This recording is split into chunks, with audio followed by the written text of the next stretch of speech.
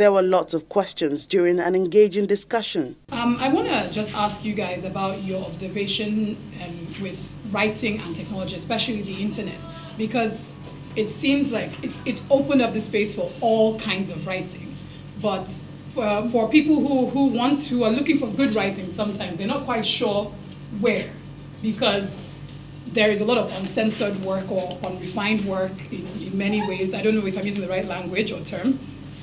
But now there's a lot of writing. So do you think it's been a good thing, or do you think it's not necessarily been a good thing in terms of how the internet and technology has opened that room for diverse kinds of writing, or just more people having access to be able to publish their work online?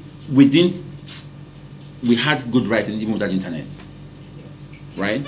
What happened now is that there's so much trash passing for writing, and I'm sorry about it, but that's not what it is. For somebody who runs an online platform, you get lots of people sending you stuff. But the guy who's been bugging us for like 3 weeks now, he says stuff like, you may use this on your platform. You may use them. Like, I may not. so it's what's going on, I mean, democracy is good, but sometimes the freedom it allows you can be abused. And I think that's what the internet is. It's very easy to have a smart 140 characters. Very easy. Right? I mean, most people have the best novels never written because they have the first opening line of the novel, and that's where it ends.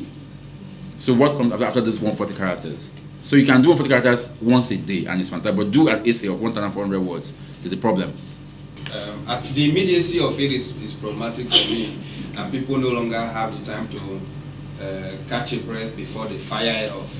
So I told you, I wasn't kidding when I said it took about 3 weeks or more to actually write it, because it's just like push it out there. Yes, it's good because for news, you can use it for breaking news and all that, but for serious writing and things like that, I think people should actually hold back a little bit, because some of these things you can't call them back again once it's like broken egg, like actually a spoken word that is a broken egg, So people need to hold back a little bit first and actually read. I actually try to read my tweet in as much as, but when I cringe when I realize that I'm missing one word there that I would have, if I had taken the time to read it or go back, or sometimes you're like, why did I even say that safe, So, so take time to, if you are actually a serious writer and everything, because your friends are clicking likes and are hailing you there and all those things, it's not going anywhere, really, So that's all I can say about that. Yes, there's a good part of it, there's a bad part of it. I want to throw it down to the audience as well. Where have you been able, do you feel like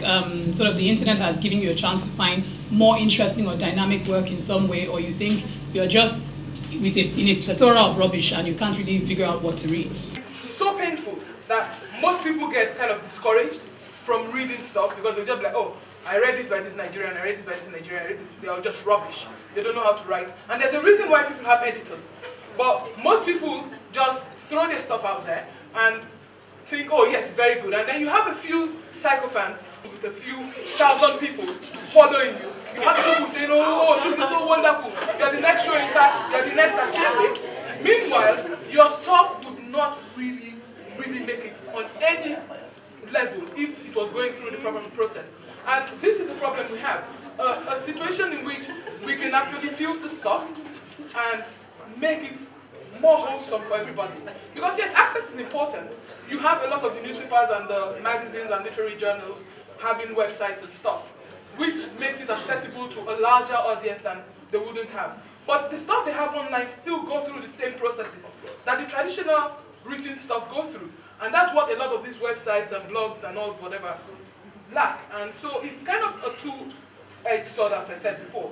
But it's something that has to be revisited and treated with some kind of carefulness, I would say.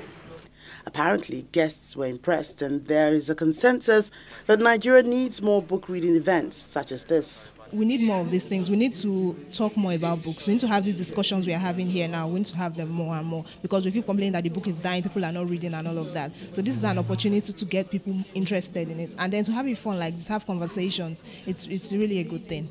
Being as a writer, you stand on the shoulder of giants, so you come and listen to what other writers are doing, see what the writing circle is like. But then apart from that, these are great people, and you come to listen to what they have to do, and then it's a good place to meet artsy people, for lack of words, and then they inspire you to do better. And I feel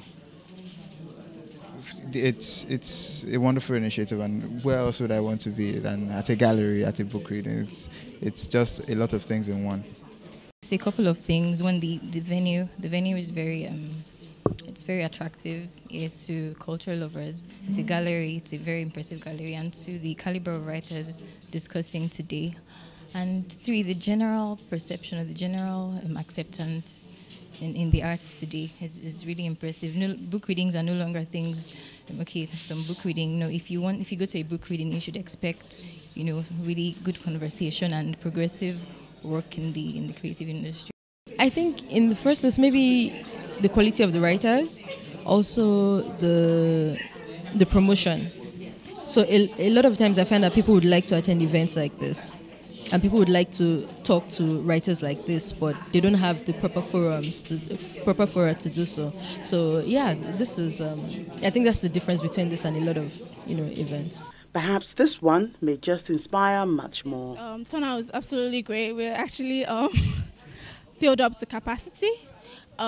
People have been coming in and out because they don't have enough rooms. I'm actually really impressed. I'm really impressed at the turnout today. I didn't think a lot of people came to book readings, but the turnout has been incredible. And yes, this is definitely going to encourage us to do more book readings.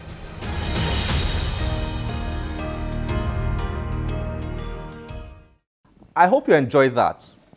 The Fishermen, a debut novel by Nigeria's Chigozie Obioma, has been included in the 2015 long list of the Man Booker Prize. The prize, first awarded in 1969, is one of the world's leading awards for fiction. This year's long list of 13 books was selected by a panel of 5 judges who considered 156 books for this year's prize. Obioma is one of only 3 debut novelists, and he is the sole African author on this year's list of 13 exceptionally strong writers. The £50,000 Man Booker Prize, previously awarded to authors from the United Kingdom and Commonwealth, the Republic of Ireland, and Zimbabwe, was opened in 2014 to all novels originally in English and published in the United Kingdom. Here's the full 2015 Man Booker long list.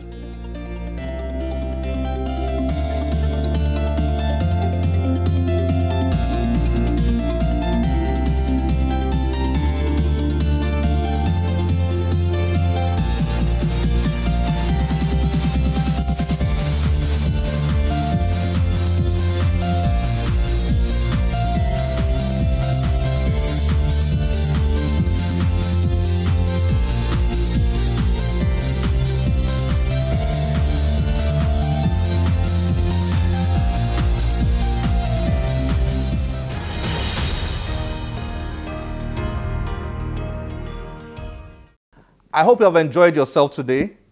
Next week, we'll show you a chat I had with Toni, author of Night of the Creaking Bed at Relay Gallery. Nigerian writers are very good at acting like writers, but not writing. I mean, I'm saying with all sense of, respect and responsibility. Very few people in Nigeria write. T.Y. Bello takes a picture of you, you pay her 400,000 or ₦1,000,000, and then you say, I should write a book for free. I don't understand it. Don't miss that. Please use any of our social media platforms displayed on your screen to join our conversations and communicate with us. My name is Olakunle Kasumo. Remember, one great book can change your life. Bye-bye.